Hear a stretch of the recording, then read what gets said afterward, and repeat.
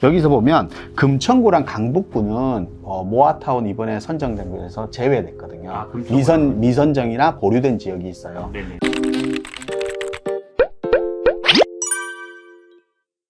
네, 안녕하십니까. 부동산 전략가들의 신성민입니다. 네, 안녕하십니까. 김태준입니다. 네, 오늘 또 좋은 정보들을 가지고 우리 구독자분들 그리고 시청자분들을 찾아뵀는데요. 오늘 이 시간에는 어제 또 새롭게 발표가 나오는데 모아타운이죠. 모아타운이 4곳이 새롭게 선정이 됐는데 이 4곳에 대해서 자세하게 설명을 드리고자 합니다. 김 대표님, 어제 새롭게 선정된 지역이 어떤 지역인가요? 어제 새롭게 선정된 지역이 구로동, 그리고 성북구 석간동, 그리고 중랑구에 2군데가 선정됐어요. 그렇죠. 묵2동이랑 망우 3동 이렇게 해서 총 4군데가 선정돼서 이제 총 모아타운 선정 지역이 79군데인 겁니다. 지금 현재 오세훈 시장 같은 경우에는 모아타운을 100군데를 선정한다고 했는데 이 중에 이제 79곳이 선정이 됐네요. 네, 그렇죠. 자, 어제 선정된 지역을 보면은 지금 구로구, 성북구, 그리고 망우동이라고 했는데 지금 현재 중랑구죠. 중랑구에서 2곳이 선정이 됐는데 실제적으로 김 대표님이 얼마 전에 찍은 모아타운에 대한 모든 것, 이 부분이 있는데 이 부분 중에 김 대표님이 얘기한 부분이 있는데 그 부분이 어떤 부분이었죠?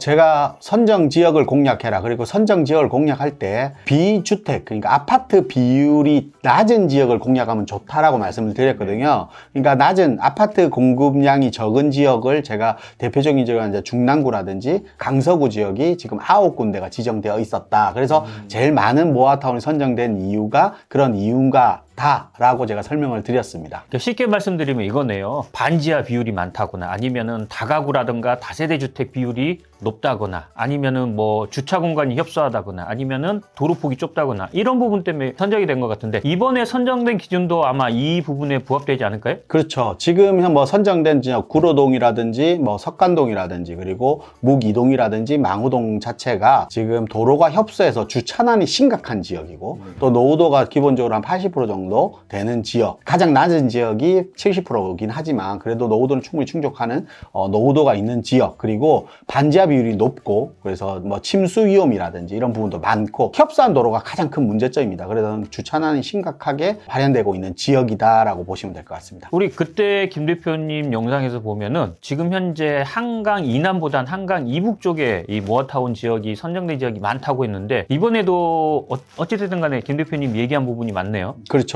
한강 이남은 뭐 구로 같은 경우는 한강 이남이긴 하지만 실질적으로 제가 항상 말씀드리는 것처럼 이렇게 개발 사업을 하는 것은 정부에서 개발 사업을 추진하는 것은 결국은 도시 균형 발전에 의해서 되는 겁니다. 무조건적으로 개발하는 건 아니겠죠. 그래서 25개 자치구 중에서 비아파트 비율이 가장 높은 지역들 위주로, 그러니까 아파트 비율이 낮아야지 이런 지역을 아파트로 공급하는 게 훨씬 더 나은 선택 아니겠습니까? 네. 그러다 보니까 이런 지역들이 선정될 가능성이 더 높고 앞으로 뭐 21군데 추가되는 선정 지역이라든지 아니면 신속통합이라든지 여러 가지 재개발 사업들이 추진되는 것들도 이런 지역이 아마 많을 것 같습니다. 아마. 그러면은 앞으로도 이제 21곳이 더 선정이 될 건데 이 선정된 지역들도 대부분 이제 강북 지역에서 조금 많이 나올 가능성이 크겠네요. 그렇죠. 지금 앞으로도 시간이 지나면서도 계속해서 선정 지역들은 아마 노후도가 높고 그리고 우리가 주차가 협소하고 그러니까 구도심이라고 할 수 있잖아요. 실질적으로 강남이라든지 이런 지역들은 뭐 실질적으로 뭐 강남이지만 우리가 70년 택지 개발을 한다고 볼 수 있겠죠. 그러다 보니까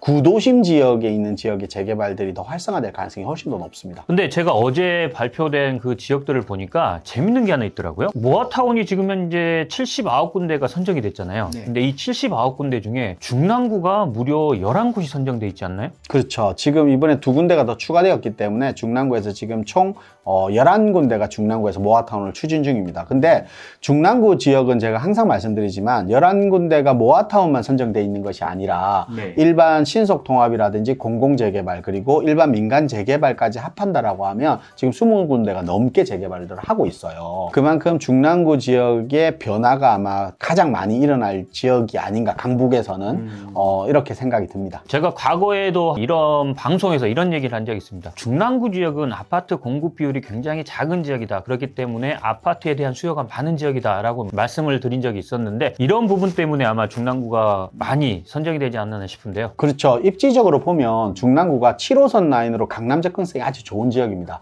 뭐 바로 아래쪽으로 내려오면 뭐 성동구나 광진구를 지나면 바로 강남이지 않습니까? 그러다 보니까 강남으로 접근하는 수요들은 많은데 아파트 공급이 없다 보니까 어쩔 수 없이 단독 다세대 뭐 아니면 연립주택에 거주를 하게 되는 거죠. 그러니까 그런 수요들이 결국은 아파트로 변화되는 이런 모습이라고 또 볼 수 있겠네요. 또 우리가 여기서 모아타운 얘기가 나왔으니까 궁금한 게 또 이제 있잖아요. 시청자분들이 궁금한.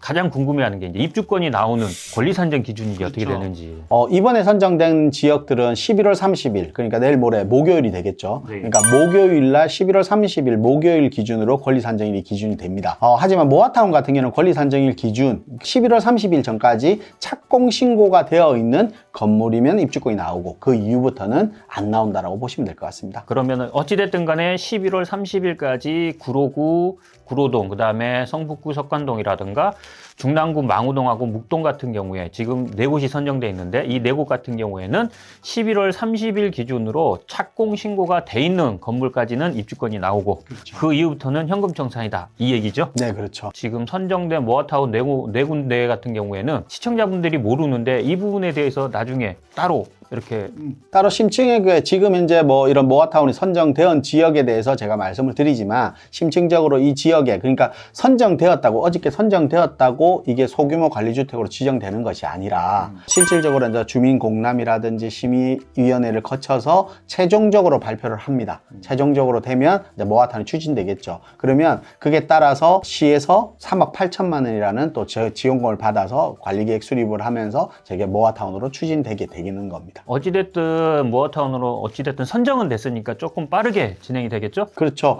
모아타운이라는 거는 결국은 가장 큰 장점은 시간과의 싸움. 그러니까 시간을 단축할 수 있다는 겁니다. 우리가 추진위 구성이라든지 관리계획 수립이라든지 이런 부분들이 제외되잖아요. 그런 네네. 부분이 빠지기 때문에 실질적으로 가는 과정들에서 몇 가지가 빠진다고 하면 한두 가지만 빠져도 빠른데 이건 몇 가지가 빠지기 때문에 충분히 빠른 시간에 할 수 있는 지역이라고 볼 수 있습니다. 어찌됐든 어제 발표된 모아타운 네 곳이 발표를 됐는데 투자로서 접근한다면은 좀 빠르게 움직인다면은 이번 주 내에 움직인다면은 그 전 가격으로 움직이지 않을 수 있을까요? 그렇죠. 어제 발표가 되었고 하지만 실질적으로 이제 동의서를 진구하면서 가격들이 어느 정도는 좀 상승된 부분도 있을 겁니다. 하지만 동의서 진구에서 이렇게 확정 지역으로 변경되면서의 프리미엄이 그렇게 많이 형성되어 있지 않기 때문에 지금 아마 빠르게 발빠르게 움직이신다라고 하면 충분히 저렴한 가격에 매수할 수 있는 방법이 생기지 않을까 저는 싶습니다. 근데 여기서 한 가지 더 아셔야 될 내용이 있습니다. 여기서 보면 금천구랑 강북구는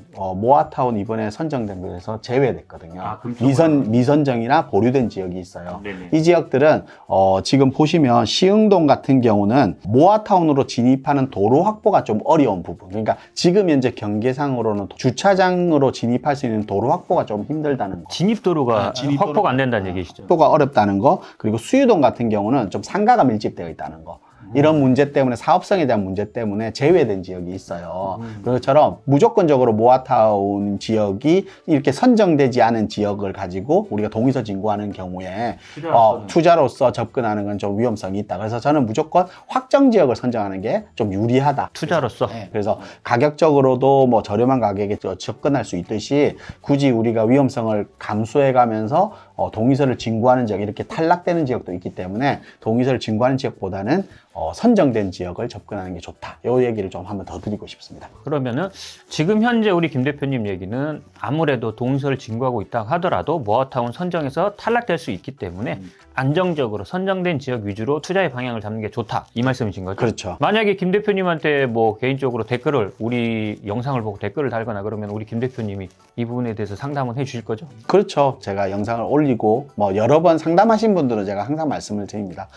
부동산 매수는 자기 옷에 맞는 옷을 입어야 된다. 그러니까 자기도 맞는 옷이 있듯이 부동산을 매수하는 것도 자기에게 맞는 방법이 있습니다. 그래서 무조건적으로 내가 이거 투자를 한다라가 아니라 내게 맞는 투자 방법을 선택하는 게 좋다. 그래서 항상 이런 부분들을 좀 여러 사람과 의논 나누고 상담을 받고 얘기를 나누고 하시는 게 좋다. 저는 그렇게 말씀드리고 싶습니다. 정리하자면은 투자하시기 전에는 꼭 전문가하고 상담을 한 번쯤 받아보고 투자를 결정하셔라 이 말씀인 것 같네요. 네, 그렇죠. 오늘 또 우리 김 대표님이 준비한 어제 발표한 서울시에서 발표한 모아타운 네 군데에 대해서 말씀을 드렸는데요. 어제 발표된 이 네 군데에 대해서 우리 김 대표님이 차후에 또 자세하게 이렇게 방송을 준비해 주실 수 있나요? 제가 또 네 군데에 대한 부분들, 네 군데가 이제 진행되는 여부, 그러니까 진행 과정, 진행 여부에서 발생하는 문제점 이런 거를 하나씩 꼼꼼하게 또 정리해서 또 한 번 더 방송을 말씀드리겠습니다. 11월 27일 발표한 서울시에서 선정한 모아타운 4군데에 대해서 말씀을 드렸는데요. 자, 오늘 방송 이후에도 뭐 궁금하신 사항이라든가 모아타운이 선정된 지역 중에서 투자가 궁금하신 분들은 위에 나가는 전화번호로 전화를 주시거나 댓글을 달아주신다면은 저희가 또 성심껏 답변을 해드리고 상담을 해드릴 테니까요. 많이 관심을 가져주시고 오늘 영상이 좋으셨다면은 좋아요, 구독하기 꼭 눌러주시고요. 다음 영상에도 좋은 영상으로 인사드리겠습니다. 감사합니다.